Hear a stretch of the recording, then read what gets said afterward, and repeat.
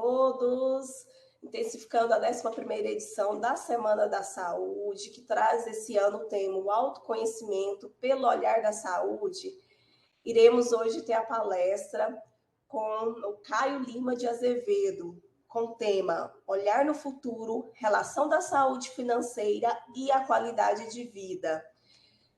Temos na mesa o senhor Francisco da Chaga dos Santos, nosso chefe de departamento de RH, e a Lilian Pereira Barros Demétrio, que fará a mediação dos trabalhos.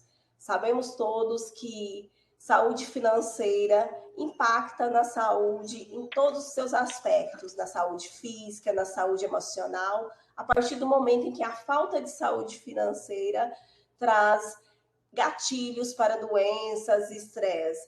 Por isso, um dos temas mais esperados. Desejo ótimos trabalhos a todos e passo a palavra à nossa fisioterapeuta, doutora Lilian. Bom dia a todos. É com muito prazer que a gente agradece ao Dr. Caio Lima de Azevedo, nosso palestrante de hoje, e vamos apresentar essa palestra e esse tema tão importante, né, na atualidade, como disse a doutora Cíntia. Agradecemos ao Dr. Caio Lima de Azevedo, que é servidor público do Tribunal Regional do Trabalho. Ele tem formação em direito em ciências, ele é graduado em ciências contábeis pela Universidade de Brasília, pós-graduação em direito e gestão, experiência em assessoria de investimento, e é com muito prazer, nós temos certeza que todos estão aguardando, a sua palestra vai ser excelente. A palavra, doutor Caio. Obrigado. Bom dia, né, a todos e a todas. É uma satisfação enorme estar com vocês aqui, dividindo um pouco do conteúdo, compartilhando algumas ideias. Agradecer a oportunidade do Ministério Público do Estado de Tocantins, que abriu esse espaço aqui para compartilhar um pouco de conhecimento sobre educação financeira, um pouco sobre investimentos e essas relações temáticas, né, com a saúde e qualidade de vida das pessoas. Eu espero que a apresentação agregue muito valor e, principalmente, gere reflexões com relação à gestão do dinheiro pessoal. Começando essa apresentação, né, vou compartilhar aqui a minha tela.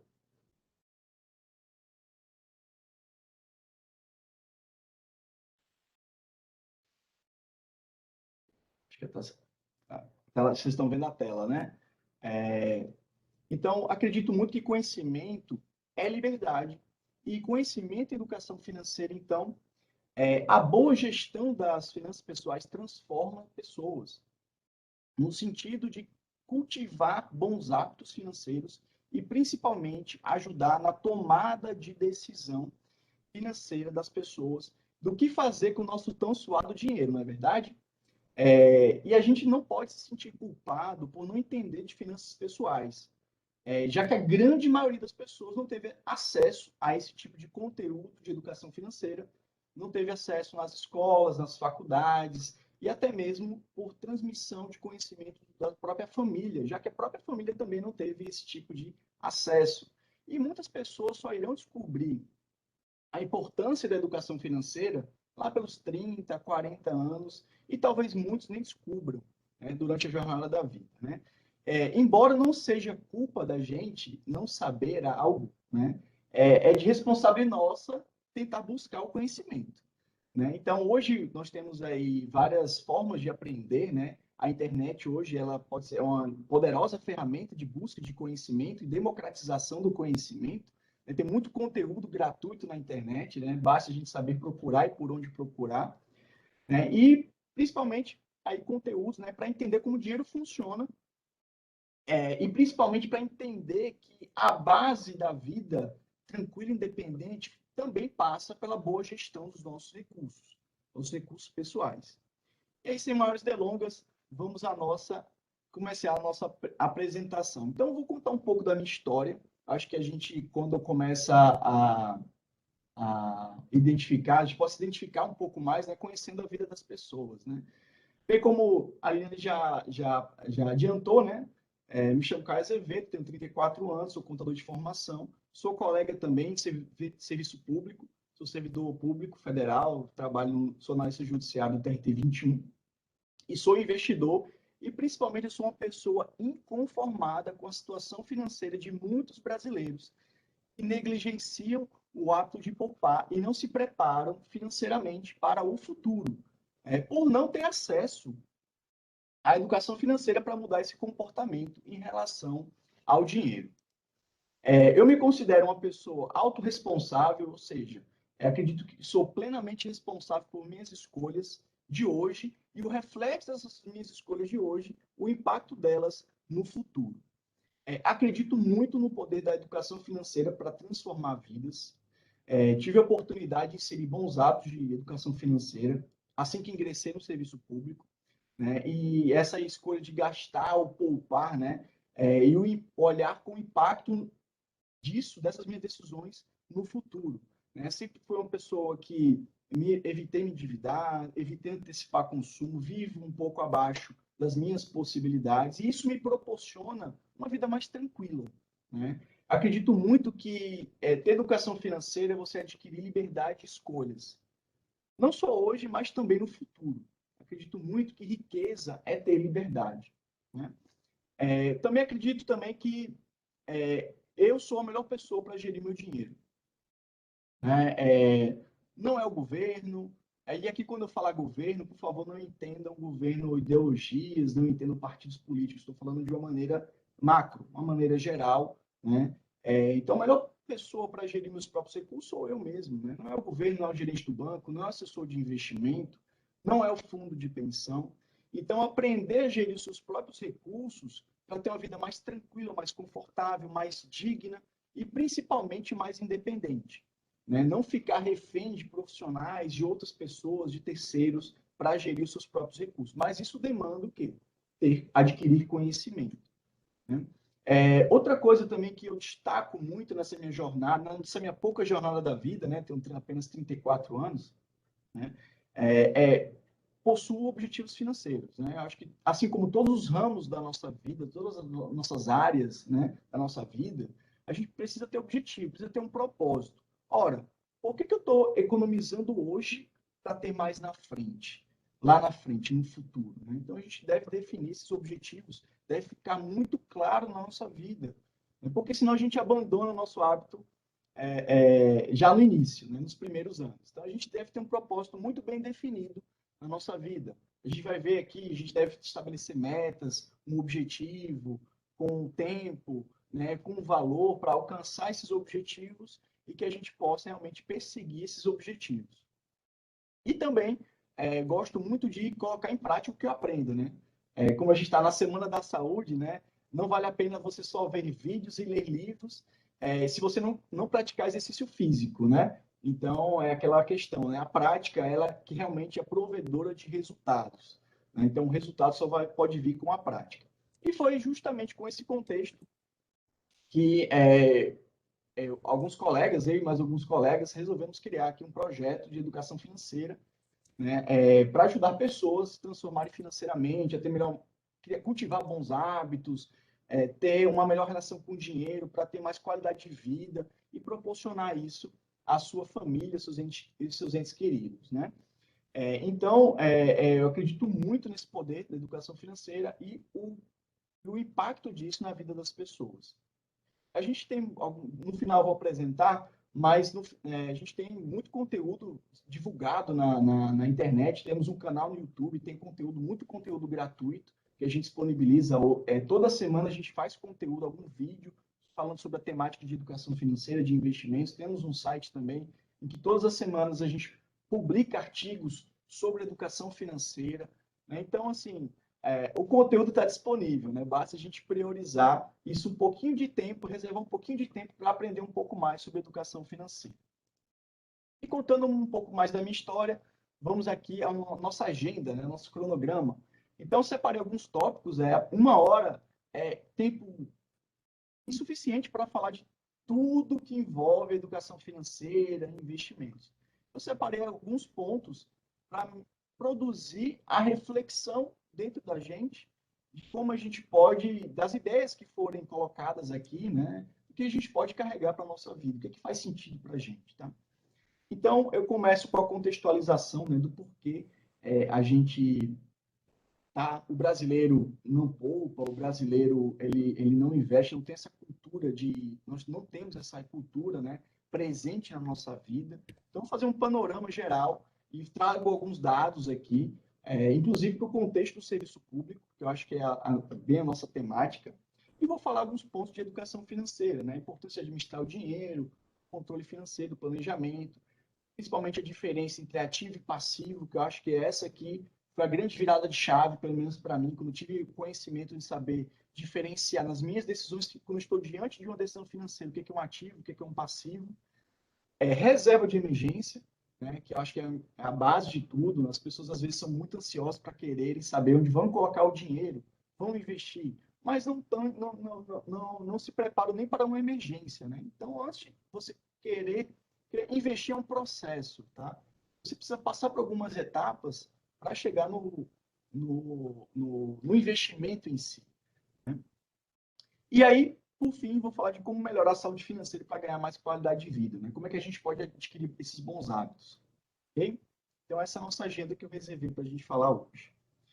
E aqui começo com uma pergunta, e já respondendo com base em um estudo do Banco Central. A quem as pessoas recorrem quando aparece uma emergência?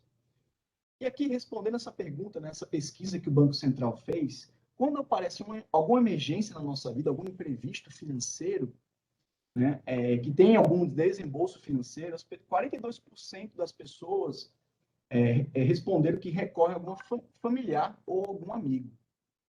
23% recorrem a algum colega de trabalho para suprir aquele desembolso financeiro dado a essa emergência.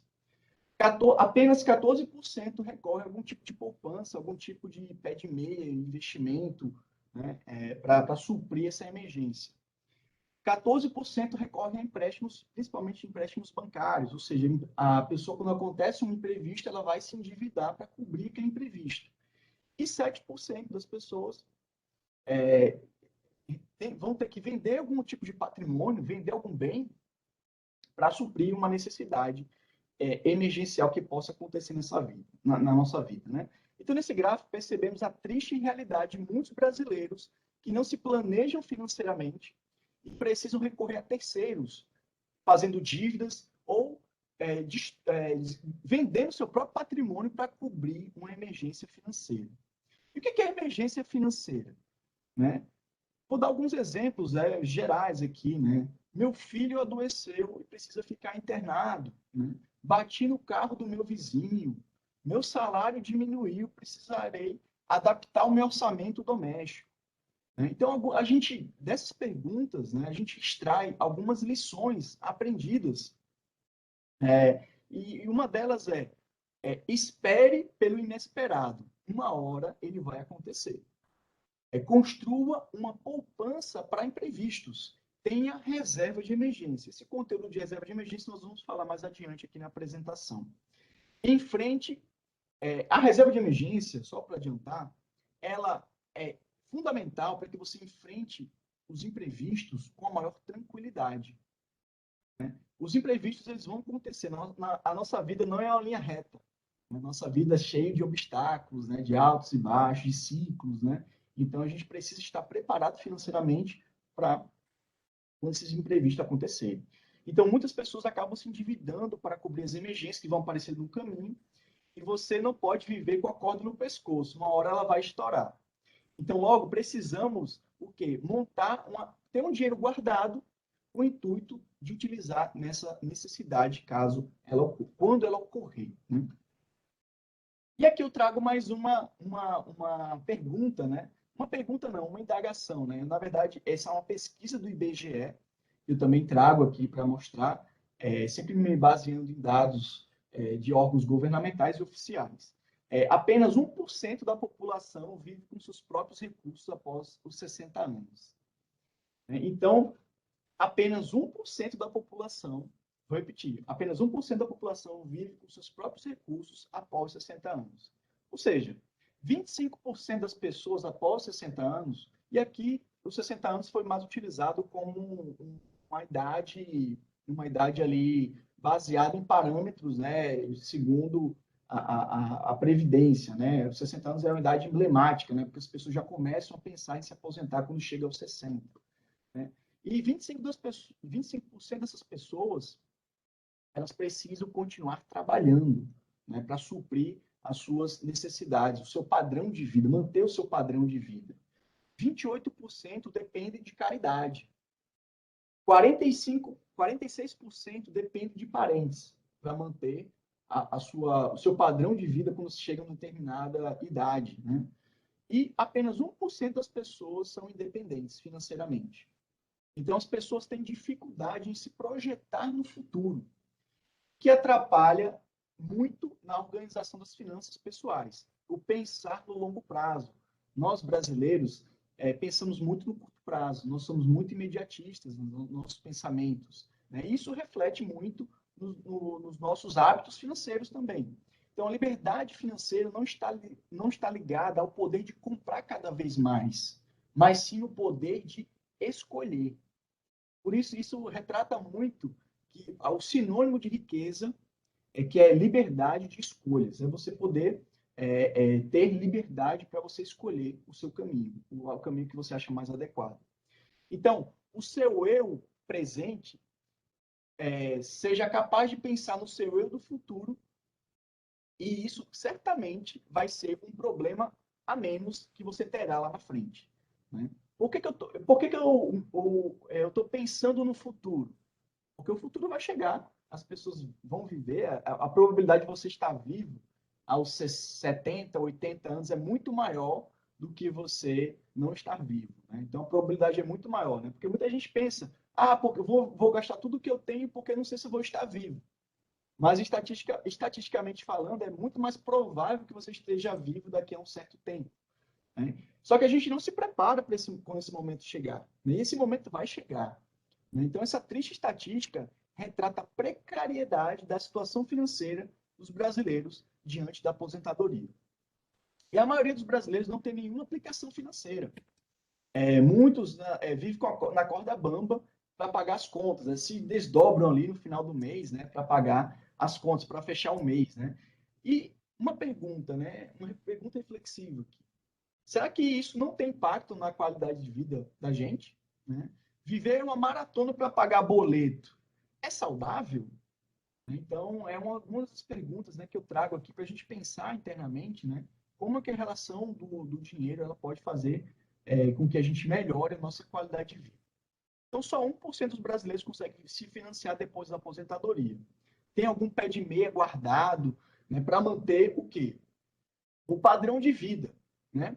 E a maioria simplesmente vai cair o padrão de vida, infelizmente, quando se aposentar. E no serviço público não é diferente, esse cenário não é diferente.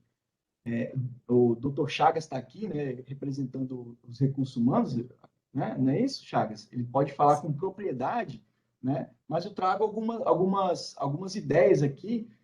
Aposto que vocês conhecem algum colega ou alguma pessoa, né, do serviço público que não pode se aposentar porque simplesmente ela vai deixar de ganhar o vale alimentação e aquilo vai fazer diferença na vida dela. Ela vai perder o vale alimentação. Isso vai causar um grande impacto na vida dela. Ou até mesmo pessoas que, né, precisam continuar trabalhando no serviço público, né? E aqui a pessoa pode amar o serviço público, não tem nenhum problema nisso, pode continuar até onde ela quiser. Aqui a ideia não é essa.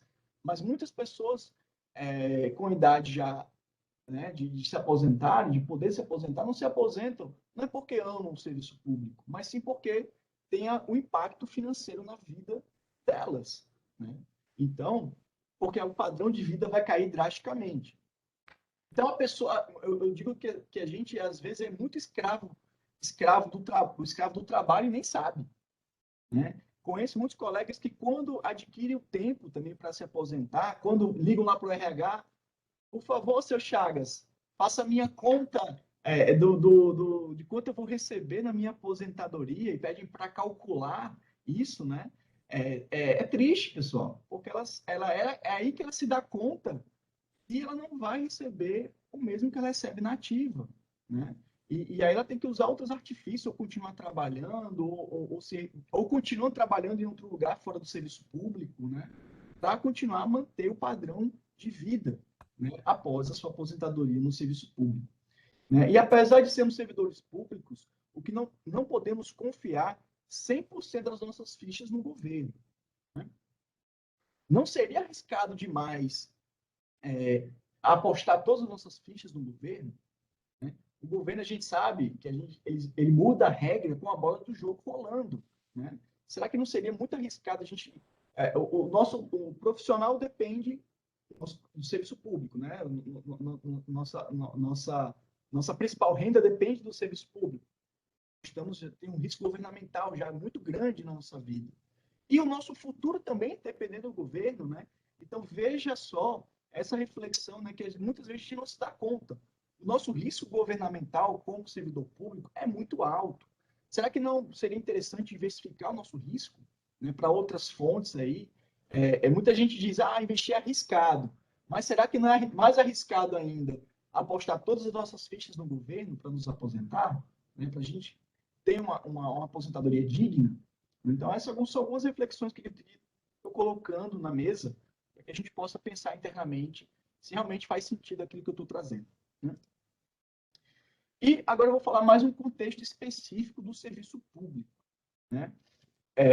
Os servidores públicos, né, sejam das esferas, né, federal, estadual, municipal, devem, isso é um dado do Banco Central também, 222 bilhões em crédito consignado. Vou repetir, 222 bilhões em crédito consignado. Então, hoje há um superendividamento dos servidores. Muitos passam por sérias dificuldades para gerir esse excesso de dívidas e iniciam com consignado e daqui a pouco vão ter que migrar para outros tipos de crédito mais caro, né? Com taxas de juros mais elevadas. E aquilo vira uma bola de neve, né? Uma bola de neve para a pessoa, né? Ela vai ter que recorrer a empréstimos pessoais, cartão de crédito, cheque especial. Então, aquela dívida que começou pequena pode se virar uma bola de neve. E isso impacta muito na qualidade de vida da gente, né? Até no profissional. Né? Será que eu, como servidor público, vou chegar alegre, estando devendo ao banco, estando devendo a várias instituições? Né? Então, isso impacta muito na nossa produção laboral, na nossa produção de trabalho. Né? E a estabilidade do emprego e o desconto em folha, que foram facilidades que foram dadas aos servidores públicos, né? Pela estabilidade do seu emprego, né? As instituições financeiras deram muito acesso facilitado ao crédito por parte dos servidores, e aí os servidores começaram a ter a sensação de ter um poder alto de padrão de consumo, né? Porque ele simplesmente transforma o seu salário, ele consegue ali multiplicar o seu salário, mas depois ele vai ter que pagar essa conta lá na frente. Né? E o Brasil hoje tem 11 milhões de servidores entre municipais, estaduais e federais. E se dividirmos esse quantitativo de 222 bilhões pela quantidade de servidores, a dívida de consignado por um servidor dá mais ou menos em torno de R$19 mil. Né? Então, os servidores públicos, eles são favorecidos por juros mais baixos, mas isso gerou o quê? Uma zona de conforto, gerou um superendividamento dos nossos colegas de trabalho, dos nossos amigos e colegas de trabalho. Né? Então, cuidado ao contratar dívida para bancar custeio. Tá? Então, isso é a porta de entrada para começar a contrair dívidas que podem se tornar impagáveis lá na frente. Então, a realidade é que o servidor público ele pega o empréstimo para fechar as contas no final do dia. Né? E isso prejudica muito a sua qualidade de vida. E aí, vocês podem me perguntar, né? Tá, Caio, mas qual é o cenário econômico? Qual a interferência do cenário econômico na vida do servidor público? E eu, como contador público, posso traçar algum cenário, né? Estudo muito economia também, macroeconomia, microeconomia, para dizer que o cenário inflacionário que se avizinha aí, nós temos uma inflação hoje na casa de 10,25%, vai prejudicar muito nós, servidores públicos, porque não temos perspectivas de ajustes salariais tão cedo, e a inflação simplesmente é a maior inimiga, né? Porque ela vai corroer o nosso poder de compra, né? E quem tem dívida vai sofrer mais ainda, né? Porque o seu poder de compra está sendo diminuído, mas você tem um boleto lá para pagar no final do mês. Então, veja como a dívida ela te escraviza. Você começa a limitar o seu poder de escolhas, de tomar decisões, de ter liberdade, né? Então, o cenário macroeconômico que se avizinha, né, que já está se avizinhando, na verdade, hoje nós teremos reunião do Copom, né, o Comitê Político Monetário, não sei se vocês conhecem esses termos, né? Hoje o Banco Central vai se reunir, ele se reúne a cada 45 dias para decidir a taxa de juros do Brasil. A taxa de juros hoje está em 6,25, mas ela está com viés de alta. Então, podendo chegar até 7,75%. Ou seja, pegar empréstimo vai ficar mais caro, né? Cada vez mais as pessoas endividadas vão ter que pagar mais juros para bancar os seus empréstimos, né? E aí a gente entra naquele ciclo de bola de neve, né? E aí, somado a isso, todo esse cenário que a gente tem de preocupação econômica, de uma maneira geral, aí temos mais uma lei que ela vem estimulando mais as pessoas a se endividarem, né? Que é a Lei 14.131/2021, que aumentou a margem consignada dos servidores para 40%. Né? Teremos aí, então, aumento da dívida dos servidores públicos, porque os servidores públicos, pela ausência até de educação financeira, vão recorrer ao consignado, né, tendo visto que aumentou a margem, para contrair mais dívidas para fechar a conta no final do mês. Então, são essas reflexões que eu trago aqui, né, para a gente pensar realmente como é que a gente está, para onde está indo o nosso dinheiro. Né? A gente cuida muito do nosso salário, né? Se faltar um centavo do salário, a gente vai lá no recurso humano, no financeiro reclamar.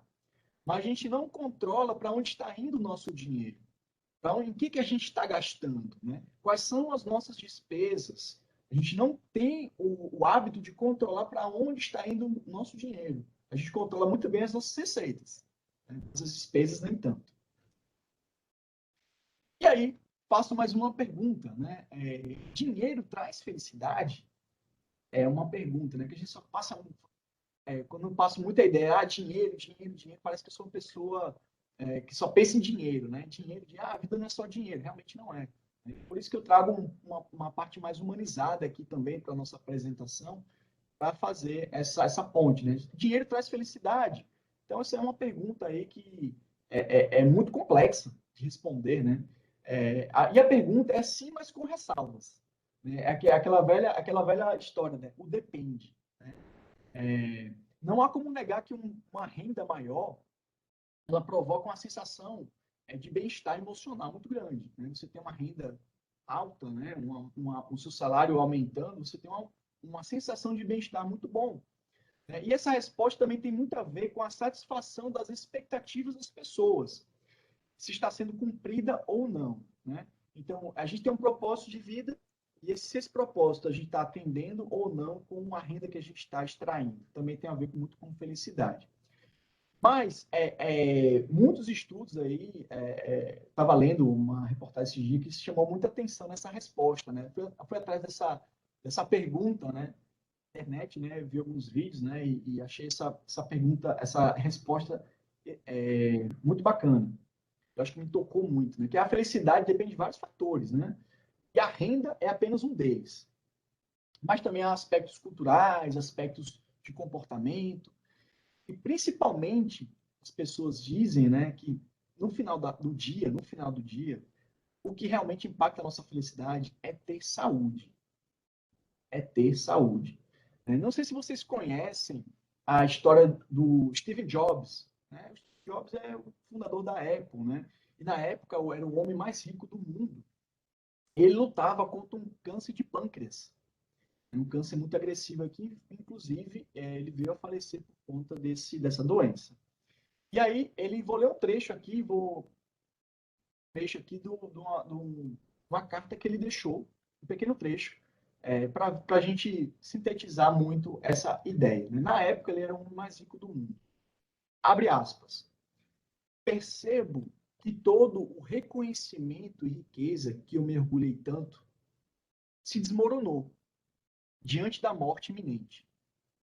Podes contratar alguém para conduzir o teu carro, guardar e ganhar dinheiro para você, mas não pode contratar alguém para suportar suas dores. Veja que profundo isso daqui, né? Isso aqui eu estou falando do homem mais bem-sucedido do mundo na época, né? Ele estava à beira da sua morte. Então, no final do dia, felicidade mesmo é você ter saúde, né?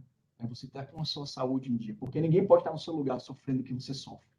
Né? Você não pode, não existe dinheiro nenhum que vai colocar alguém no seu lugar. Né? Então, a grande felicidade é evitar a dor e a doença e aproveitar principalmente também o lazer. O lazer também ele proporciona esse bem-estar, essa sensação de bem-estar. A felicidade é uma questão também de autoconhecimento e tem um propósito que realmente importa na sua vida, o que realmente te motiva a ser feliz. A grande lição aqui é que o dinheiro não compra mais felicidade, mas ter pouco dinheiro também está associado a um sofrimento emocional. No fim das contas, a pessoa mais rica não é que tem mais, mas é que precisa menos. Ou seja, é aquela que sabe viver com o que tem. Acho que é uma grande, a gente resume aqui muito bem essa parte da apresentação aqui do dinheiro traz felicidade. Continuando aqui a nossa apresentação, quando eu fui convidado para essa oportunidade de palestra, né, eu pensei muito, né, na temática, trazer Semana da Saúde. Né? Lá no tribunal também nós estamos tendo essa semana, a Semana da Saúde também. Né? Então, quis trazer muito essa temática da saúde para as finanças pessoais. Né? Quais são essas relações? Né? Então, a saúde financeira e qualidade de vida. Será que existe uma relação direta entre saúde financeira e qualidade de vida?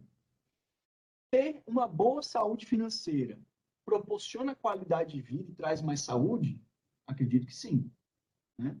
Quando existe um desequilíbrio na vida da gente, na vida pessoal, é comum as pessoas utilizarem o dinheiro, descontar no dinheiro, descontar nas decisões financeiras, né? E aí tomar atitudes emocionais, né? De comprar um bem que não precisa, para descontar frustrações, estresse, cobranças profissionais. E aquele bem que ela compra, aquela decisão financeira, proporciona a ela um alívio ali imediato. E a gente já traz aqui a conexão com o imediatismo, com pensar no curto prazo. Né? Então, a pessoa está ali querendo ter algum problema na vida dela, em algum campo da área, seja na vida familiar, na vida pessoal, na vida profissional, no problema de saúde até, né? E ela desconta o dinheiro, né? Ela desconta consumindo coisas que não precisa, né? E para aquilo vai proporcionar a ela um alívio imediato. Então, ao invés de tentar solucionar o problema, o desequilíbrio, né, as pessoas procuram formas financeiras de recompensa. Trocar de carro, comprar roupas, trocar de celular, entre outros bens, né? Para não querer ter que pensar no problema e enfrentá-lo de frente. Né? Então, só que tem um grande problema nisso, né? E quando as compras excedem seu limite orçamentário, sua saúde financeira não é abalada, os problemas financeiros influenciam muito, principalmente em danos na nossa mente. A ausência de saúde mental, muitas vezes decisões financeiras equivocadas trazem para a gente angústia, depressão e tantos outros problemas aí de saúde mesmo, problema de saúde. Né? Se um dia o seu recurso do dinheiro faltar no fim do mês, como é que fica a sua saúde? Se você não conseguir fechar suas contas no final do mês, será que sua saúde é prejudicada? A ideia é levar sempre uma vida equilibrada para que isso não te gere problemas financeiros. Bom, então essa é uma reflexão. E também os principais problemas causados pelo desequilíbrio financeiro. Mau humor. Então, mau humor é aquela pessoa que não quer saber do problema. Ela tem um problema, ela não quer resolver. Não sei, não quero saber e tenho raiva de quem sabe. ela é negligente, sempre adiando a resolução daquele problema. É uma pessoa que se isola socialmente. Ela vive no constrangimento, vergonha em compartilhar o problema do desequilíbrio financeiro muitas vezes, até com a própria família, né? Eu vejo muito que as famílias pouco conversam hoje em dia. A internet, o celular, ele tem tirado muitas pessoas do convívio familiar. A gente não se senta mais à mesa para conversar, para tratar de problemas familiares, né? Fica cada um no seu quarto, cada um almoça no seu quarto, né? Com o celular na mão, conectado na internet, e isso traz grandes problemas também, porque a gente não consegue o quê? Compartilhar os nossos problemas familiares, né? Desatenção, a falta de foco, a gente fica sem objetivos, não consegue se conectar com o presente. A nossa cabeça está aqui, o nosso corpo presente está no tribunal ou no trabalho, mas a nossa cabeça está no pagamento do boleto que vai vencer amanhã, né? Falta de produtividade, né? Não consegue desempenhar, as pessoas não conseguem desempenhar bem o seu trabalho. Ansiedade. Aposto que vocês conhecem alguém, pelo menos lá no tribunal, né? Sempre quando está próximo ali do pagamento, tem uma pessoa que liga para o setor financeiro e pergunta para confirmar o dia que vai cair o dinheiro na conta. Então, veja que ansiedade que isso provoca, né? Se o dia do pagamento cair no feriado, então, meu Deus do céu, a pessoa vai cair na segunda, né? Então ela liga porque ela é muito ansiosa. Ela se atrasar um dia do pagamento dela, Deus nos acuda. Ela não consegue fechar as contas. O dinheiro que ela recebe já está todo comprometido, né, no seu salário. A gente vive essa maratona aí, e essa maratona é muito triste. É muito triste essa maratona de pagar boleto e só viver para pagar dívida, né? Angústia no final do mês, né? A estagnação, a pessoa não sabe onde quer chegar. E, por fim, o maior problema de todos, né, é, sem dúvida, a depressão, do desequilíbrio, que o desequilíbrio financeiro pode causar na nossa vida. E aí, a importância de administrar o seu dinheiro. Então, eu falei da contextualização, né? Vou falar aqui da importância de administrar o dinheiro, né? Então, a falta de dinheiro não pode ser resolvida apenas com mais dinheiro. Já que se você não tiver um plano, bons hábitos financeiros, é provável que apareçam problemas em algum momento da sua vida. Por isso, muitas pessoas negligenciam a administração das suas finanças pessoais.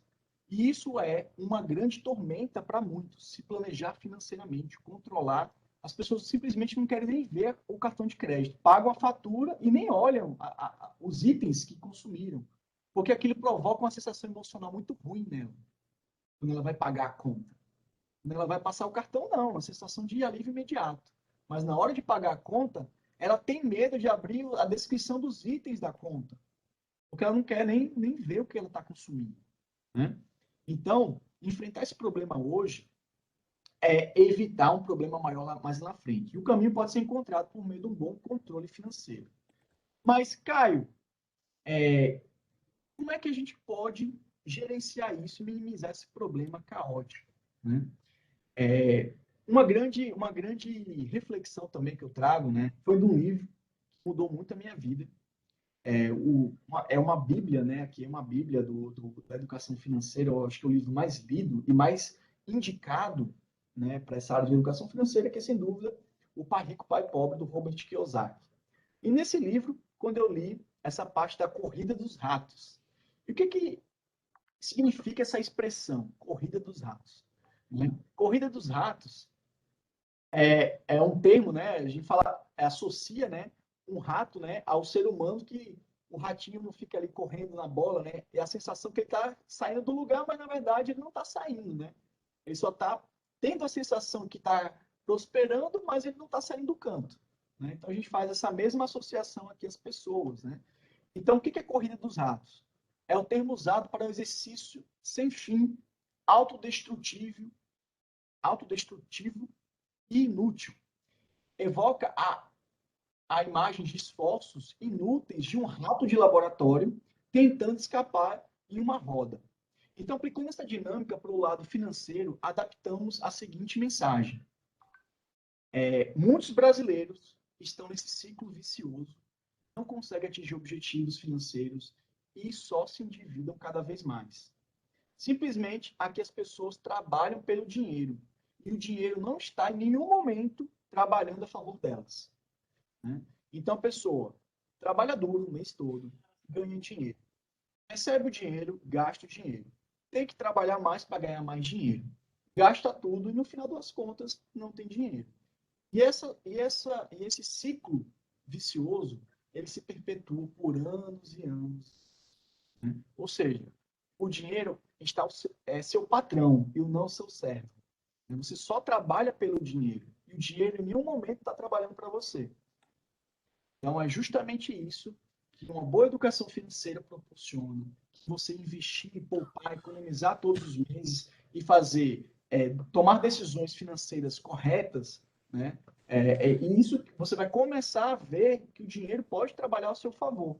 E a gente tem um grande limitador que é o fator tempo. O nosso tempo é limitado, a gente não pode comprar tempo.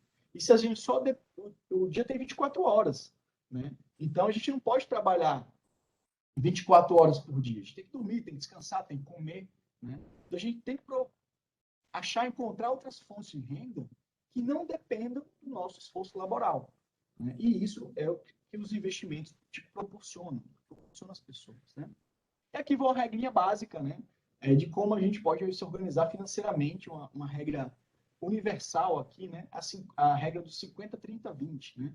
É uma maneira da gente tentar ali controlar as nossas finanças pessoais, né? A nossa renda, né?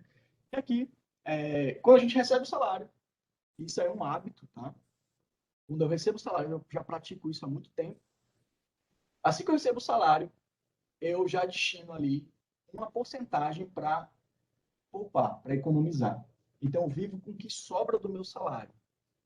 Então, você perpetuando esse hábito, você automaticamente está vivendo abaixo das suas possibilidades. Não é, eu vou poupar o que sobrar do meu salário, porque talvez nem sobre. É você receber o seu salário e já destinar, esse dinheiro aqui é sagrado, eu não vou nem mexer. Já vou botar para investir, já vou botar para o dinheiro trabalhar ao meu favor, para eu ter mais lá na frente, para eu ter uma vida mais digna, né, mais lá na frente. E aí vou viver com o que sobra, né? E basicamente essa regra, né, fala que 50% do seu salário é destinado, né, para as despesas fixas e variáveis. Então, ou seja, para bancar sua saúde, alimentação, moradia, transporte, né? 30% você destina para algumas verbas extras e acessórias. Afinal de contas, você precisa viver também, né? Você precisa viajar, você precisa de férias, fazer doação também é importante, né? Eu acho que a parte de você doar para alguém, fazer um ato de praticar a generosidade é muito importante para você como pessoa, né?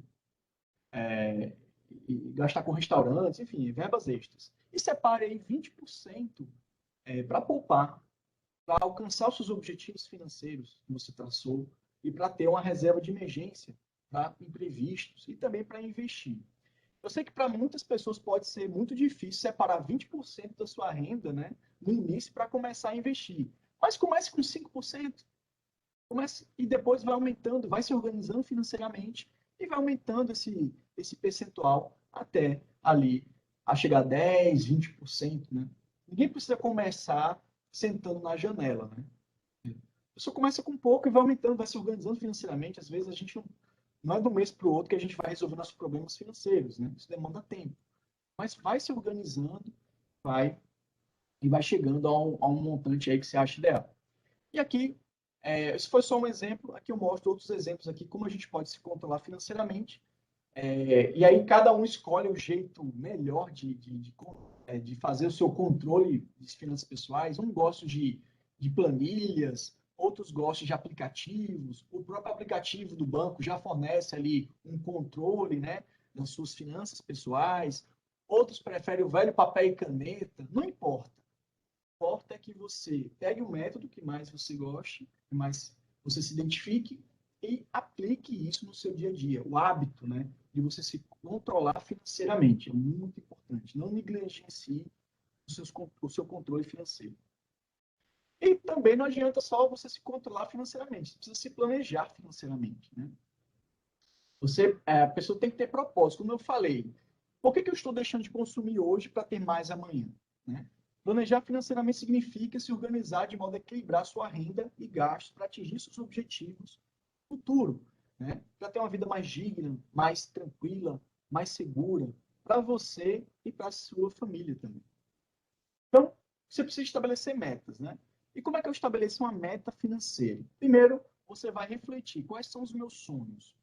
O que eu quero conquistar? Né? Qual é o valor desses sonhos? Quanto de dinheiro eu preciso acumular para realizar esse sonho? Qual é o prazo execuível, né? O prazo tem que ser execuível para alcançar esses sonhos.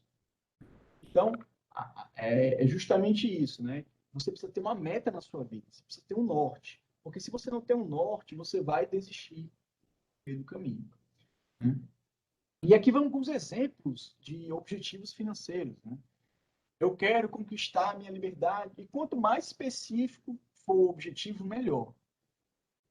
Se possível, até lance uma data para alcançar esse objetivo. Aqui vou dar alguns exemplos. Né? Eu quero conquistar a minha liberdade financeira no valor, digamos, de R$ 1 milhão em 20 anos. Pode ser uma meta financeira. Né? Ou então, eu quero ter a casa própria de 5 quartos no bairro tal, no valor de R$ 800 mil, por exemplo. O problema é que a gente antecipa esses sonhos, né? A gente antecipa esses sonhos como? Se endividando. Né? A gente é mais olhar para o futuro e se planejar. Quando a gente não se planeja, a gente paga mais caro. Né? A reflexão é essa. Né? Então, você vai fazer uma viagem, não se planejou, você vai com certeza você vai pagar mais caro. Com a sua vida financeira, certamente é a mesma coisa. Né? Se não se planejou financeiramente, você vai pagar essa conta mais cara lá na frente. Então, você traça estratégia, tem objetivos financeiros, tem um compromisso, cria um compromisso com você. Eu tenho uma meta para atingir. Né? Eu tenho uma meta para atingir. Então, crie um compromisso com você. Tenha disciplina e fique principalmente motivado a cada passo dado. E aí, como atingir a liberdade financeira, né? Então, eu preciso que... Qual é o propósito de você investir? É gerar renda. A renda que vai pagar as suas contas. Né? Você pode ter muito patrimônio. Pode ter várias casas, vários carros.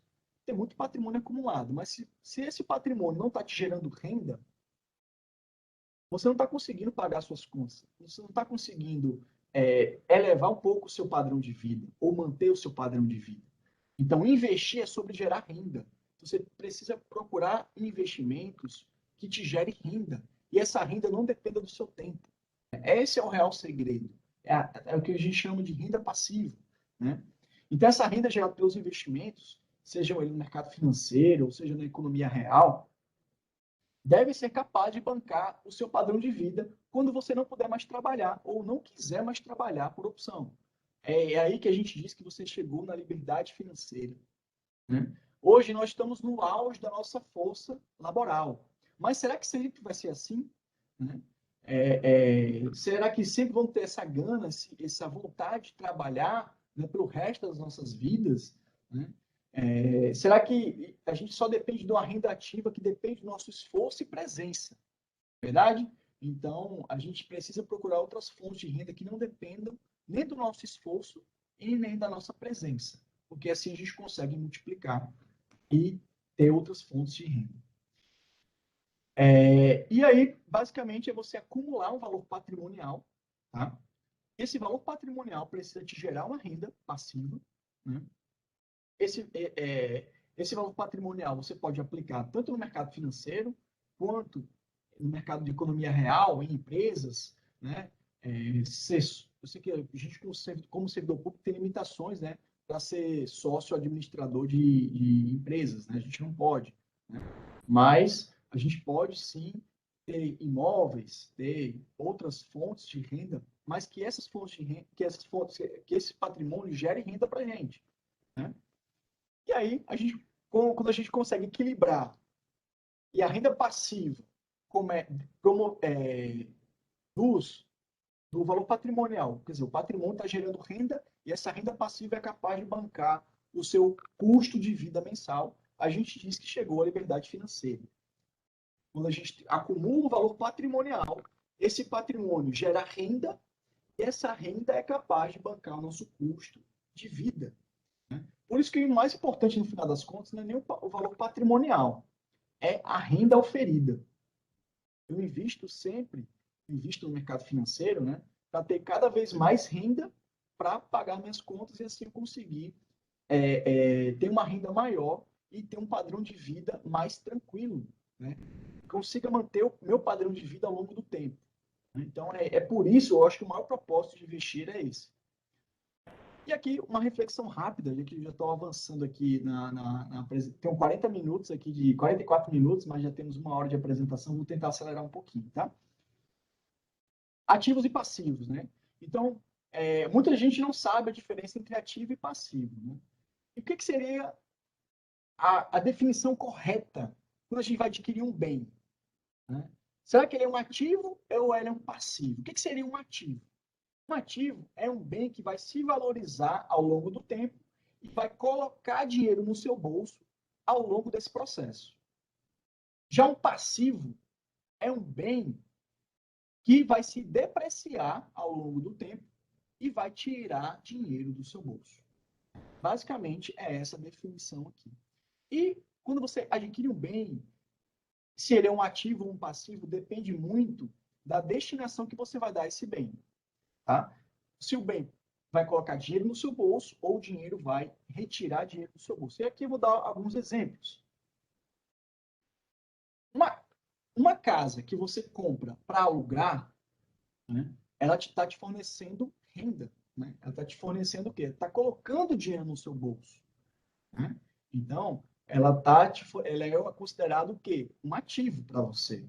Porque ela está colocando o dinheiro no seu bolso e ela está se valorizando ao longo do processo. Né? Nem sempre os imóveis se valorizam, existem ciclos no mercado imobiliário, tá bom, pessoal? Mas a tendência é, né, que os imóveis vão se valorizando ao longo do tempo. Né? E os imóveis também te protegem dos efeitos da inflação. Mas aquela casa que você está colocando para alugar, está colocando dinheiro no seu bolso. Mas vem cá, a casa que você mora é um ativo ou é um passivo? A casa que você mora está te promovendo renda? Você não, a casa que você mora, você não tem que pagar a conta de água, a conta de luz, o IPTU, o condomínio, né? Você não tem que pagar uma série de despesas, né? Então a casa própria, a casa que a gente mora, ela só tira dinheiro do nosso bolso. A mesma coisa o carro que a gente anda. Né? Ele só tira dinheiro do nosso bolso. Ele não promove uma renda para a gente, a não ser que a gente alugue esse carro, né? Para algum Uber, por exemplo. Né? Estou dando exemplos bem básicos, tá bom? O importante é que a gente fixe a ideia. Né? Então, tudo aquilo que vai colocar dinheiro no seu bolso, um bem que coloca dinheiro no seu bolso, é um ativo. Tudo aquilo que vai tirar dinheiro do seu bolso é um passivo. Então, quando a gente começa a olhar isso e verificar isso antes de tomar decisões financeiras de comprar um bem, né, é importante a gente analisar esse aspecto. Não estou dizendo, pessoal, não me entendam mal, que ter casa própria é ruim, tá? Não é isso que eu quero dizer aqui. Eu estou tratando o lado financeiro. Né? É questão de ter casa própria ou não, é uma questão também que envolve outros aspectos, principalmente emocionais, né, da pessoa. Né? Não é só continha, não é só continha. Você não pode só levar isso em consideração. Né? Você tem que levar outras coisas em consideração também. Mas eu quero mostrar aqui que é muito dessa ideia que as pessoas têm, né? Eu quero desconstruir, né? Que as pessoas pensam, casa própria porque é um bem, é um patrimônio e tal. Mas esse patrimônio não está colocando. Então, se você comprar uma casa imensa, será que você vai conseguir manter essa casa? Né? A sua renda vai dar? Né? Não é nem a questão de comprar o bem, é de manter o bem. Né? Então, essa é o grande desafio. E a reserva de emergência, né, é importante, eu acho que é o primeiro passo para a gente se organizar financeiramente, é fazer um planejamento, né? A gente precisa se organizar financeiramente porque imprevistos acontecem, né? Então precisa ter um dinheiro guardado ali para um caso de real necessidade. E muita gente, inclusive, precisou usar a reserva de emergência durante a pandemia. Tiveram seus salários diminuídos, muita gente ficou desempregada, né? Então, quem tinha reserva de emergência, utilizou a reserva. Quem não tinha, se endividou, né? Então, a gente percebe muito a importância de ter uma reserva de emergência, um colchão ali de emergência, principalmente em momentos de crise. né? Então, eu sempre digo o seguinte, que não foi dado ao ser humano o dom de prever o futuro. Então, precisamos estar preparados para os imprevistos que eles podem acontecer na nossa vida, né? Então, a reserva de emergência é um ótimo instrumento para a gente ter mais tranquilidade na nossa vida. E como é que monta a reserva de emergência? Vocês já devem estar carecas de saber, mas não custa relembrar, né? Primeira coisa que você deve descobrir é quanto você custa. E aí a gente já vai e volta lá na parte do controle orçamentário, né? Qual é o meu custo de vida mensal? Quanto eu custo? Qual é o meu custo? Você vai pegar esse custo mensal e vai multiplicar por 6 a 12 vezes o seu custo de vida. Esse vai ser o montante que você vai ter que acumular para a reserva de emergência. Algumas pessoas optam por 6 vezes, outras optam por até um ano. Aí vai depender. O importante é que você se sinta tranquilo com esse colchão de liquidez que você tem, com esse colchão esse caixa, né, que você pode utilizar ali para uma dada emergência. Tem que ser um investimento de liquidez diária, ou seja, tem que estar disponível na hora que você precisar o dinheiro. Tem que ser um investimento seguro, pode ser um investimento arriscado, né, porque quando você precisar do dinheiro, precisa estar lá o dinheiro disponível para você, né? E não pode sofrer as flutuações do mercado. Tem que ser uma rentabilidade ali igual ou superior a 100% CDI, né? Então, é uma rentabilidade que a gente coloca o foco da reserva de emergência, por mais que não seja rentabilidade, já existem produtos financeiros que são seguros e que rendem 100% CDI. Okay? Um exemplo é o Tesouro Direto, Tesouro Selic. E aqui vamos a alguns produtos que podem ser utilizados aqui para a nossa reserva de emergência, né? Primeiro destaco aqui, o mais comum, não sei se vocês têm familiaridade já com títulos públicos, né? Se vocês já são investidores, né? Já investem em títulos públicos, mas o produto mais seguro da nossa economia pode ser contraditório o que eu vou falar aqui, mas é verdade, tá? É título público, tá? É Tesouro Selic. É o produto mais seguro da nossa economia. Porque o governo ele tem o poder de controlar a economia. É o risco soberano, né? Então, o último a quebrar é sempre um governo na economia, né? Pode apostar que primeiro vão quebrar os bancos, o último a quebrar é sempre o governo, tá bom? Então, o Tesouro Selic é um ótimo instrumento para você guardar a sua reserva de emergência. Produto seguro, produto que rende 100% ali da taxa Selic, do CDI, e também é um produto de custo baixo. É importante também, né? Outra também modalidade é o NuConta também, muito utilizado hoje, né? Principalmente se a galera mais jovem está utilizando muito banco digital, utilizando muito Nubank, Banco Inter, né? Então tem a NuConta também que oferece também uma boa alternativa, um CDB rendendo 100% CDI. Nos grandes bancos você não vai encontrar, é difícil você encontrar um CDB rendendo 100% CDI. Então, você vai ter que achar isso ou em fintechs, ou outras instituições, ou em corretoras mesmo de investimento, né? Mas precisa olhar o risco do banco também. E fundos DI, né? Então, são essas opções aqui que a gente coloca para a reserva de emergência. E aqui, eu trago também, só para finalizar finalizando aqui nossa apresentação já passei um pouco, extrapolei um pouco o tempo, né? Como melhorar a nossa saúde financeira para ter mais qualidade de vida, né? Então, depois que tudo que nós falamos aqui, eu destaco algumas ideias, né? Primeiro, autorresponsabilidade. É a certeza absoluta que você é o único responsável pela vida financeira que você tem levado. Então, tenha mais autorresponsabilidade na sua vida. Segunda ideia, controle o seu orçamento. A visão realista das suas necessidades. Controle seus gastos, identifique os maiores e as maiores fontes de gastos, mude os seus hábitos de consumo, tenha objetivos financeiros e sempre tenha um olhar no futuro. Evite dívidas, né? Analise seus débitos, identifique como eliminar essas dívidas. Sua mente proporcionar um grande alívio, bem-estar quando você começa a eliminar essas dívidas, né? Você para de ser escravo do dinheiro, né? Ter reserva de emergência, como eu já falei, é importante você ter a reserva de emergência.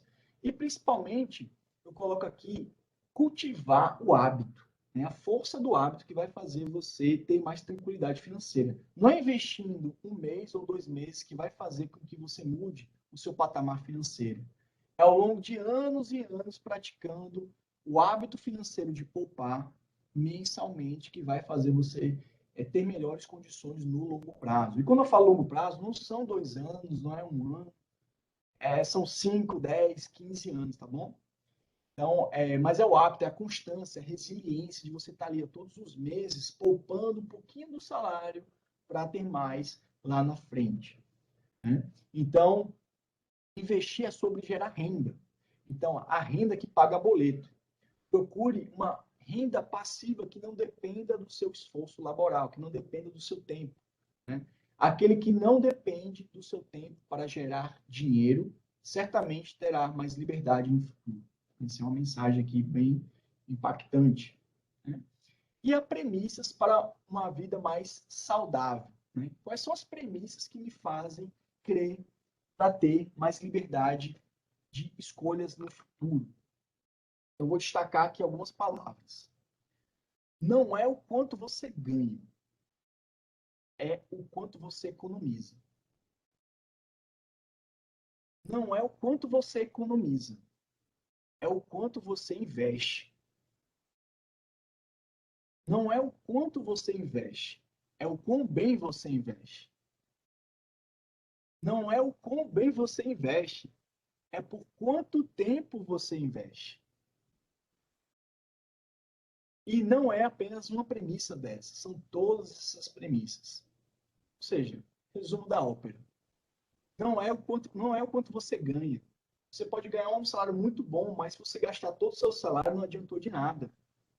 Não é o quanto você economiza. Não adianta você apenas guardar o dinheiro e colocar ele debaixo do colchão ou na conta corrente parado. Esse dinheiro precisa render juros, precisa render alguma coisa para você, né? Não é o quanto você investe, é o quão bem você investe, é você saber os produtos para você investir, para alocar o seu suado dinheiro. Dinheiro não aguenta desaforo. Mais cedo ou mais tarde você vai pagar uma conta, né? Eu não conto bem você pode achar o melhor investimento do mundo, mas se você tiver pouco tempo, você não vai ver a ação dos juros compostos ao seu favor. E a maior variável de todas que faz seu dinheiro se tornar um ganho exponencial, não sei se você já viu uma curva exponencial, né? Exponencial é aquela que faz assim, né? Ela permanece estável num determinado momento, ela dá um pico para cima, né? É justamente essa curva dos juros compostos, né? Que a maior variável é o tempo. Quanto maior tempo você deixar o dinheiro trabalhar ao seu favor, mais você vai ter lá na frente. Mais patrimônio você vai acumular, mais renda você vai ter, mas isso demanda tempo, né? Isso demanda esforço. Não existe fórmula mágica.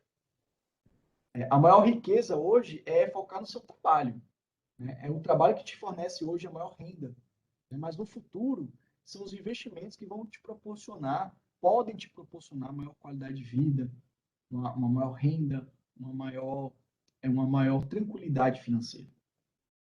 E aqui, algumas sugestões de leitura, né? Acho que é importante a gente promover esse tipo de conhecimento, né?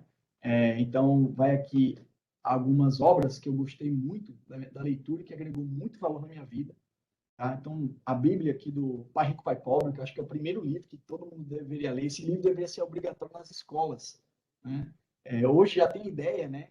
Nós temos os órgãos governamentais, CVM, Banco Central, com a ideia de implementar, né, um projeto, né, de implementar a educação financeira nas escolas. Isso é muito fantástico. Quanto mais cedo a gente tiver acesso ao conteúdo de educação financeira, mais tempo a gente tem à disposição para colocar o dinheiro a trabalhar a nosso favor. Segredos da Mente Milionária, também é um livro fantástico. Do 1.000 ao Milhão, do Thiago Nigro, também trata um pouco de investimentos, é uma linguagem bem fácil. E Investimentos Inteligentes, do Gustavo Cerbasi, também é uma importante bibliografia aqui também que eu recomendo bastante para a leitura, quem quiser se aprofundar um pouco mais nos investimentos. Então, era isso que eu tinha para falar. Muito obrigado. Me coloco à disposição. Temos um site, tá? É o www.eduquinvest.com. Temos um site onde a gente publica alguns artigos sobre educação financeira, sobre os investimentos, de forma gratuita. Se vocês tiverem interesse, né, em aprender um pouco mais sobre as nossas ideias, né, toda semana a gente publica algum artigo. Temos planilhas, né, e e-books também aqui no site, as planilhas que te ajudam a você calcular, né, os seus objetivos financeiros também, né? Então, vocês podem baixar e brincar com essas planilhas gratuitamente. Simulador da liberdade financeira, planilha de controle financeiro também, que vocês podem aproveitar esse conteúdo para brincar, para projetar os seus objetivos financeiros. Né? Temos também um canal no YouTube com mais de 60 vídeos. Toda semana a gente publica algum conteúdo, né? O canal da Eduque Invest. Né? Se só procurar no YouTube, vocês vão achar o canal. Se vocês gostarem do conteúdo, já se inscrevam no canal, já ativem o sino das notificações, que isso ajuda demais a gente. Então, toda semana estarei publicando um vídeo novo sobre educação financeira, sobre investimentos, para compartilhar conhecimento, tá? Temos também o Instagram, é o @eduquinvest também, que a gente todos os dias promove ali perguntas e respostas sobre alguma temática do mercado financeiro. Então, me coloco à disposição e eu gostaria de terminar com uma frase, né? Aquele que for capaz de perder uma corrida sem culpar os outros pela sua derrota, tem grande possibilidade de algum dia ser bem-sucedido. Acho que essa é a grande lição que fica. Né? A gente tem que ser autorresponsável, esse sentimento de autorresponsabilidade sobre o nosso futuro. Quando a gente começa a pensar nisso, né, nesse sentimento de autorresponsabilidade, a gente consegue criar, né, construir uma vida mais tranquila no futuro. Então, muito obrigado e obrigado pela oportunidade de compartilhar um pouco aqui das minhas ideias, do meu conhecimento, do meu pouco conhecimento. Eu digo sempre que quando a gente tenta transmitir conhecimento, a gente aprende mais, né? Então, essa curva de aprendizado aumenta, né? Então, sempre quando eu estou tentando ensinar alguém, é uma via de mão dupla, né? Eu também estou aprendendo muita coisa. Né? Então, muito obrigado. Muito obrigada, doutor Caio, foi excelente. Eu tenho certeza que o material, a expertise do senhor sobre o assunto, a gente precisaria disponibilizar uma semana, né, Lília? Com certeza, doutora. Eu gostaria de fazer uma pergunta e depois passo a palavra na sequência para a nossa mediadora. O senhor trouxe aqui a importância do controle sobre o orçamento. E terminou agora a apresentação trazendo algumas planilhas. O que o senhor indicaria para a pessoa pensar do controle, não só aquele agendamento de um lado o que ganha, ou de outro lado o que tem que pagar, o dia que tem que pagar, não só esse agendamento, mas algo mais aprimorado com modelos novos, com essas planilhas? Doutora Cíntia, o controle financeiro ele precisa ser prático e fácil para o usuário, né? Então, assim, você precisa encontrar um método, um meio, né, que seja mais fácil você controlar suas finanças, né? Hoje em dia já existem aplicativos até gratuitos. Eu posso até mostrar aqui esses aplicativos aqui na minha apresentação. Pronto. Existem três aplicativos aqui que eles extraem os seus dados do seu próprio cartão de crédito e eles já fazem gráficos e montam dashboards, né? Que ali você consegue ter um painel da sua situação financeira, né? Lógico que não sei se é o caso se você utiliza todos os gastos todos com cartão de crédito, né? Mas, por exemplo, ele já deu uma boa ideia de para onde está indo o seu dinheiro. O importante é que você categorize e classifique os seus gastos. Né? Então, como é que eu categorizo? A despesa é fixa ou variável? A despesa é de saúde? A despesa... Então, tem aplicativos que já fazem isso. Né? A planilha que a gente está disponível no nosso site também, ela já tem os dados categorizados. Mas é preciso que você preenche, ela não preenche automático, né? Então, os aplicativos eles podem ajudar nessa automação de você colocar os dados, já extrair os dados do banco, lá que você gerencia suas entradas, suas saídas de dinheiro, né? E o aplicativo ajuda nesse gerenciamento. Mas a grande lição aqui que eu quero mostrar é que não importa o método, o importante é que você encontre uma metodologia, pode ser até papel e caneta, né? Tenho amigos que gostam de mesmo anotar no papel e na caneta, não tem problema nenhum. Né? O importante é que seja um método prático para você, fácil, que você não abandone. Né? Então, se você encontrar uma planilha muito maçante de você ter que gastar horas e horas para preencher como é que foi seu mês, talvez não seja um método que você goste, né? Então, acho que eu gosto muito, né, da ideia de aplicativos. Eu utilizo esse Mobilis aqui, o Organize também, que eles já extraem o Guia Bolso também, é muito bom.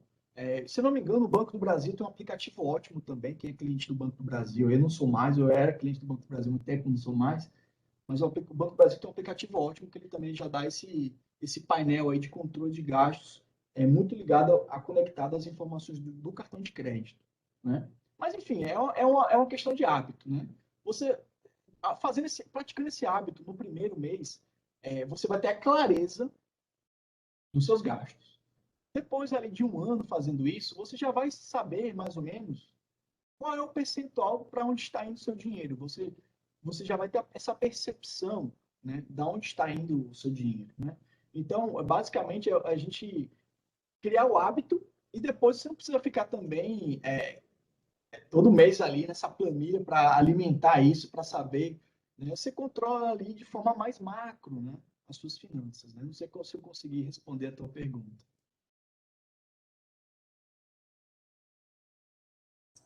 Tá ótimo, muitíssimo obrigada. Passo a palavra para a mediadora, para as perguntas dos nossos telespectadores. Mais uma vez, nós gostaríamos de agradecer ao Dr. Caio Azevedo pela oportunidade pela generosidade de compartilhar conosco seu conhecimento. Foi excelente a palestra. Você começou falando sobre autorresponsabilidade e terminou falando sobre autorresponsabilidade, né? Na vida financeira, tudo começa com esse olhar de que depende não do outro, mas começa dependendo de nós, né? Assim como na saúde, nossa saúde física, também nós precisamos ter esse olhar de que depende de nós, de como nós nos relacionamos, né, com a alimentação, com a atividade física, com o nosso dinheiro, né? O conceito de saúde, né, pela Organização Mundial de Saúde, é esse contexto amplo de saúde, né? Nossa saúde mental. E essa relação com o dinheiro, ela interfere diretamente na nossa saúde mental. Eu gostei muito quando você falou que nós temos daquela imagem do homem correndo, né? Nosso corpo ele vai dando sinais de desgaste atrás desse dinheiro, né? Existe o nosso impulso, o trabalho da nossa realização, a gente tem o nosso propósito, mas mesmo com esse desejo, com esse prazer de trabalhar, nosso corpo é uma máquina, né? Ele vai dando sinais, nós precisamos nos preparar, assim como a máquina, um carro, por exemplo, precisa de manutenção, né? Vai dando sinal, a gente precisa nos preparar para esse futuro, né? Esse futuro financeiro, né? Ter essa autorresponsabilidade, saber que nossas escolhas, elas interferem diretamente na nossa vida financeira, na nossa saúde. E dentro desse contexto, eu queria fazer uma primeira pergunta. Você falou que ter riqueza é ter liberdade, né? E dentro disso, vamos dizer que a liberdade o conhecimento seria a chave que abre essa porta, né? O conhecimento, ele nos leva, né, em direção a essa liberdade. Mas eu vejo muita gente, inclusive até me coloco dentro disso, de que eu tenho buscado o conhecimento financeiro, o controle financeiro, mas a gente esbarra em hábitos. O hábito, ele diz o que a gente vai fazer todo dia, né? Inclusive na vida, na saúde física. Eu sou fisioterapeuta, a gente fala para os pacientes, olha, você tem que dormir assim, você tem que fazer atividade física. E a pessoa sabe que precisa fazer, e ela diz, eu não tenho tempo. né? E na vida financeira também a gente acaba disso, eu não tenho tempo para parar, olhar, eu não consigo fazer essas coisas no meu dia a dia. E aí o tempo vai passando.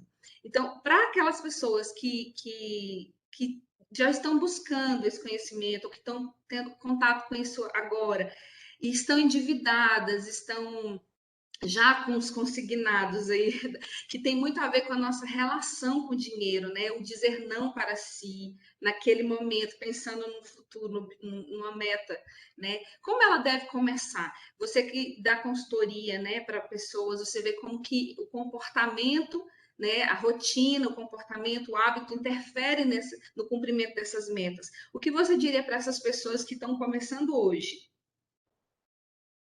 Olha, a questão emocional pesa muito nas nossas decisões financeiras, né? Então, a gente precisa realmente se organizar financeiramente. O crédito consignado hoje é uma das modalidades de crédito mais baratas, né? Então, assim, procurar um crédito mais barato que esse vai ser difícil, né? Principalmente para nós servidores públicos, né? Então, fazer realmente... é, é, só existem duas maneiras de você se organizar financeiramente, digamos assim, né? Ou você aumenta suas receitas, né? Ou você diminui as suas despesas. Não existe outra mágica, né? Não existe um dinheiro extra que vai surgir do nada, né? Ou você aumenta suas receitas, ou seja, tendo uma outra fonte de renda, né, que não seja o serviço público, mas acredito que a grande maioria dos nossos colegas de trabalho, a principal renda ou a única renda é realmente o serviço público, né? Então, essa parte aqui já não pode ser tanto, a não ser que você seja promovido ou ainda esteja no seu crescimento lá, profissional, né? Mas a maioria dos servidores públicos já está ali na fase final da carreira, né? Ou você diminui suas despesas, não tem outra saída, né? Tem que controlar gasto, saber ter clareza para onde está. Acho que a primeira chave, né, é ter clareza para onde o seu dinheiro está indo, né? Estipular limites, né? Tipo assim, eu vou gastar 50% para essas despesas fixas, 30% para essas outros tipos de despesas aqui, e eu preciso de uma folga financeira, né? Eu preciso de uma folga financeira. Ah, cara, mas não dá, eu estou apertado.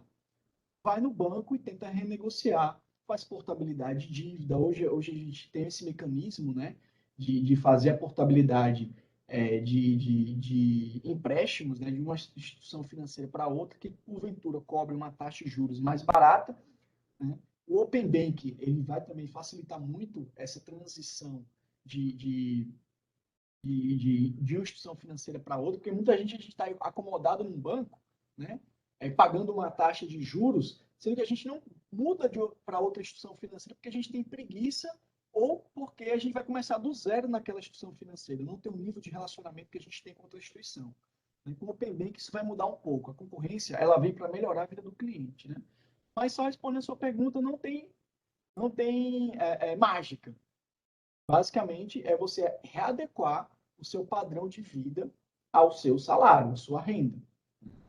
Então, é justamente isso, né? As pessoas, eu vejo muitos colegas do serviço público que têm um padrão de vida além das suas possibilidades, né? E ela complementa esse além por meio de empréstimos, né? Então, você contrair um empréstimo para bancar custeio, o que é custeio?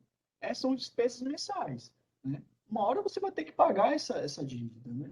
Então, é se organizar financeiramente, é sentar com o gerente, se não for possível, você fazer o esforço para realinhar a sua vida financeira e não der para pagar mais as parcelas, né? Não sobrar dinheiro, porque o propósito é que sobre dinheiro, né?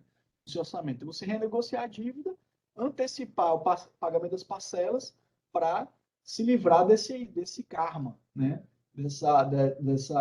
Desse problema, né? Pode surgir na sua vida, né? E outra coisa, que eu acho que é muito importante, né? As pessoas precisam ter consciência de que a taxa de juros do Brasil, a taxa Selic, né, que baliza todo e qualquer empréstimo, seja ele bancário, de qualquer outra instituição financeira, está aumentando, né? A inflação está aumentando. Então, quem tem dívidas deve se preocupar ainda mais, porque, consequentemente, os contratos aí de empréstimos eles vão sofrer reajustes e as pessoas vão cada vez mais a inadimplência quando a taxa de juros aumenta muito. Porque daqui a pouco as pessoas não são mais capazes de honrar os seus compromissos, né? Então, é simplesmente você olhar para si, ver as suas finanças e agir, né? Acho que a palavra de ordem é a atitude, agir mesmo. O que, é que eu posso fazer para, para me tornar mais livre financeiramente? Quais são as minhas saídas, né? Sim, obrigada. Temos uma pergunta aqui da Sasha Mendonça, servidora. Ela pergunta o seguinte: a regra dos 50, 30 e 20, em qual delas coloco o dízimo? Na parte de doação. Doação? Aqui, ó, doação. Ok. Mais uma pergunta. A previdência privada pode ser considerada como alternativa para meta para aposentadoria? Olha, a gente falar de instrumento, produto financeiro, é, de maneira muito genérica, pode ser muito perigoso, tá? Mas eu vou responder a pergunta. Por quê? Cada pessoa, é, não existe uma receita de bolo para você investir, tá? Porque cada pessoa tem um momento de vida, cada pessoa tem um padrão de vida, cada pessoa tem um momento de vida, tem dependente, depende de várias variáveis. É que eu quero dizer isso, né? Qual o momento de vida que aquela pessoa está, se ela está construindo patrimônio, se ela está protegendo o patrimônio, ou se ela já está na fase de transferência, de sucessão patrimonial. Então, depende de inúmeras variáveis. Né? Investir não é receita de bolo. Mas, respondendo a pergunta, a previdência privada é um ótimo instrumento para a aposentadoria, porque ela, o quê? De maneira geral, né? Ela te promove o hábito de poupar, porque ela tá todos os meses ali, você vai lá e ela vai lá e pega um pedacinho do seu salário, já sai logo de maneira automática, já sai logo para. Pode ser você criar o hábito é você forçar, né, a esse mecanismo, né? Mas, em geral, 90% das previdências privadas no Brasil são produtos ruins. Tá? Então, assim, o produto é bom, também o produto, a previdência privada, ele é um fundo de investimento, uma casca de seguro, ele também serve como seguro, né, de vida, muitas vezes, né, e também serve também como seguro na parte de sucessão patrimonial, porque ele não entra em inventário, e também tem uma série de benefícios contra isso, além dos benefícios de imposto de renda também. Mas 90% dos produtos ofertados para os clientes de previdência privada são produtos ruins. São produtos que vão perder do CDI, são produtos com altas taxas de administração, são produtos que realmente não vão dar um retorno grande lá na frente para você.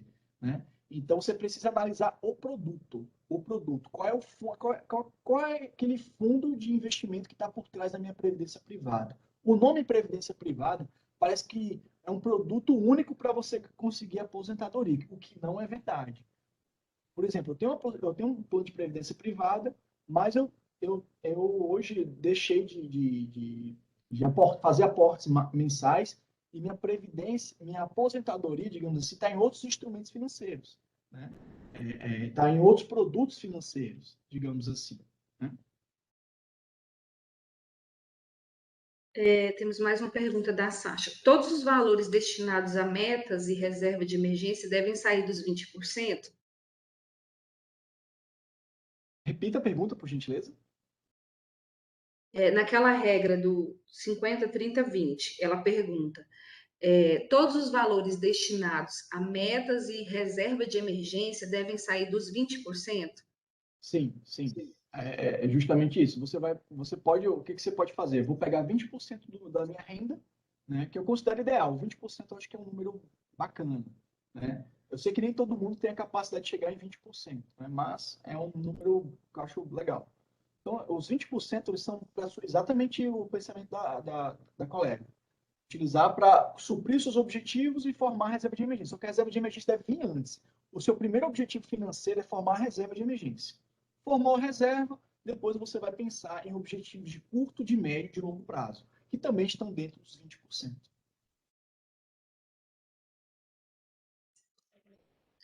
Alguém tem mais alguma pergunta? Nós encerramos as perguntas no chat. Doutora Cíntia, E seu Chagas, quer fazer alguma pergunta? Não. Então, nós queremos finalizar, cara. Sim, doutora Cíntia. Tem uma última pergunta aqui. Ele falou a questão do lazer. E aí eu gostaria que ele falasse mais sobre o lazer para os nossos integrantes, principalmente a questão das alternativas ao lazer, aquela ideia inicial de lazer demanda um custo alto. Bem, eu digo que a gente, na jornada da nossa jornada financeira, né, a gente precisa de recompensa, né? A gente precisa tornar a jornada prazerosa. Não adianta a gente querer. Acho que a vida é equilíbrio, né? Não adianta a gente só estar vidrado em poupar, poupar, poupar, economizar, economizar e ser uma pessoa mesquinha, né? Quando a gente fala em educação financeira, a gente não aquela pessoa que é mesquinha, não quer emprestar dinheiro, ou não quer sair para um barzinho confraternizar com os amigos. Não quer ir viajar porque ela tem que economizar dinheiro ao máximo. Uma pessoa dessa também, ela também está deixando de viver, né? Porque o nosso principal ativo é o tempo, né? O tempo passa, né? E se a gente não aproveitar a nossa vida também, é muito ruim, porque você não tem aquela sensação da jornada ser prazerosa. Ela precisa ser prazerosa para que você continue poupando todos os meses, né? Então você vai desistir. Se você não tem o prazer, né, de sair, tomar uma cerveja, ou então sair para, sei lá, fazer uma viagem, estar com a família, né, visitar um amigo, né? E não faz sentido, né? Ter um momento de lazer, né? Ir ao clube, tomar um sol, enfim, ter um momento de lazer, né? Ir a uma praia, né? Eu moro aqui em Natal, né? Então eu frequento muito a praia, é um lazer barato, né? Então, é muito bom isso, né? Você tem que tornar sua vida equilibrada e prazerosa, porque senão você não vai conseguir manter os seus hábitos de poupança, né? Então, a gente precisa equilibrar isso, né? Então, eu dou alguns exemplos, né, aqui, mas para que a gente entenda que a gente não pode ficar com aquela sensação de ser uma pessoa altamente poupadora e para que você está fazendo isso, né? Você precisa também ter uma recompensa para você e dar um conforto para sua família, uma sensação de bem-estar para sua família. E o lazer é uma das opções, né, de você tornar a vida mais feliz também, né? Uma viagem, agregar conhecimento, investir em você, né? O lazer, ele traduz nesses momentos de fraternidade, de felicidade, né? Com seus entes queridos, né? Então, eu acredito que é muito importante também você destinar uma parte do seu tempo, do seu dinheiro, para você obter essas recompensas emocionais também, que faz parte da vida, né? Vai deixar o abraço aqui de toda a equipe da Escola Superior, agradecer imensamente e falar que já queremos fazer um retorno, um evento de retorno. Muitíssimo obrigada. Obrigado, fico muito feliz que vocês tenham gostado do conteúdo, das palavras, das ideias, né? Obrigado pela oportunidade mais uma vez e obrigado também por abrir espaço para profissionais, né, da educação financeira, que a gente possa aqui gerar, plantar a semente na cabeça de todos nós, né, para que a gente possa realmente cultivar bons hábitos e aquilo possa melhorar, transformar nossas vidas, né? Eu acho que o impacto do nosso conteúdo é principalmente transformar as pessoas, né? Transformar as vidas das pessoas, né? E a educação financeira é uma ótima ferramenta. Obrigada, Caio Azevedo. Nós agradecemos imensamente. A Semana da Saúde é justamente essa sementinha aí que você falou, né? De levar à reflexão temas que são relevantes para a vida do indivíduo, do servidor, do integrante como um todo. E a tua palestra foi tão gostosa de ouvir que nós já estamos passando o horário aqui e a gente nem viu passar. Foi uma coisa muito boa, prática, um conhecimento, né, que eu tenho certeza que vai fazer as pessoas refletirem bem sobre o assunto, né? Eu gostei muito daquela imagem do cérebrozinho ali, você tem que parar, você tem que refletir. E nisso a gente, o tema casou muito com o tema da saúde, né? Desse ano, da Semana da Saúde, que é autoconhecimento pelo olhar da saúde. Nós precisamos ter esse autoconhecimento. Por que que nós tomamos aquelas decisões? Por que que nós vivemos daquela forma? Por que que a nossa saúde está desse jeito? Né? E foi perfeito. Eu te agradeço mais uma vez pela tua generosidade em dividir esse conhecimento conosco. Queremos, sim, ter outras oportunidades de tê-lo aqui conosco. Muito obrigada.